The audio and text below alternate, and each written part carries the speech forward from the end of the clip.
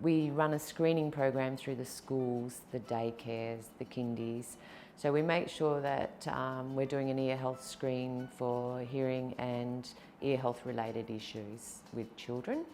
Our aim is to ensure that every child has the ability to hear and learn at school. Once identified, a child needs to have hearing services or ear health related problems addressed.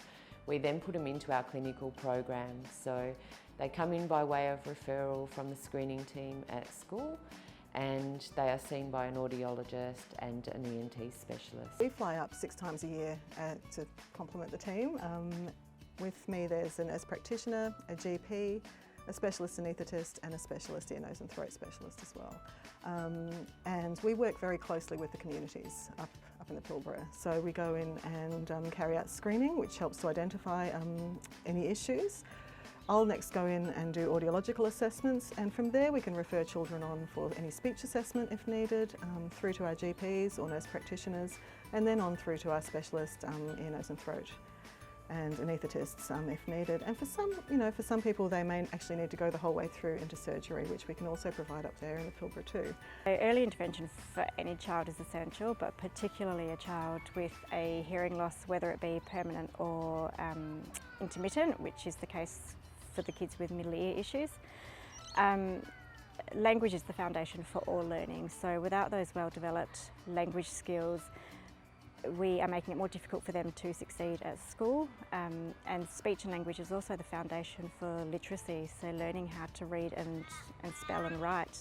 By getting in early and getting those skills strengthened when they're most ready to learn, we are setting them up for a greater chance of success at school.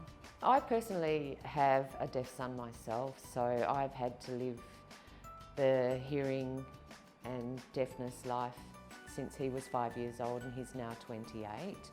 So for myself, I'm really passionate about ensuring that all children have really good hearing and the ability to learn at school.